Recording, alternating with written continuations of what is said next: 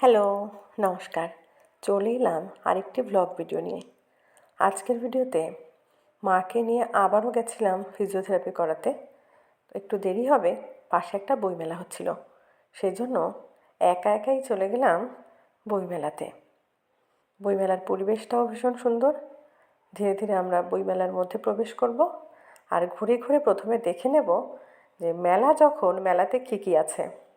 এই দেখুন, বাদাম ভাজা, এই বিভিন্ন ধরনের খাবারের স্টল, সেই সাথে একটা সাংস্কৃতিক মঞ্চ তৈরি হয়েছে, বিভিন্ন ধরনের প্রোগ্রাম সেখানে হচ্ছে। আর এই সাইডটা পুরোটাই বুক স্টল, বিভিন্ন ধরনের বই ওখানে আছে। আর অন্যদিকে সাজার জিনিস, সংসারের যে সমস্ত খুঁটিনাটি জিনিসপত্র থাকে, কাপ প্লেট, ঠাকুরের জিনিস থেকে শুরু করে কোনো কিছুই কিন্তু বাদ নেই।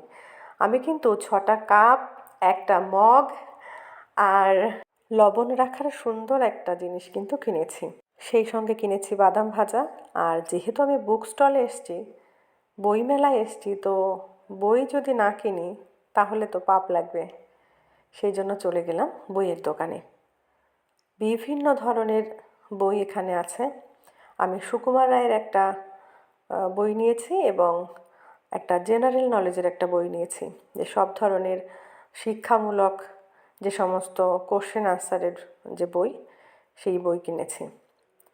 এবার কিন্তু সমস্ত মেলাটা ঘোরার পর ধীরে ধীরে আমি বাড়ির দিকে রওনা হব। কেমন লাগলো অবশ্যই কমেন্টে জানাবেন। ধন্যবাদ।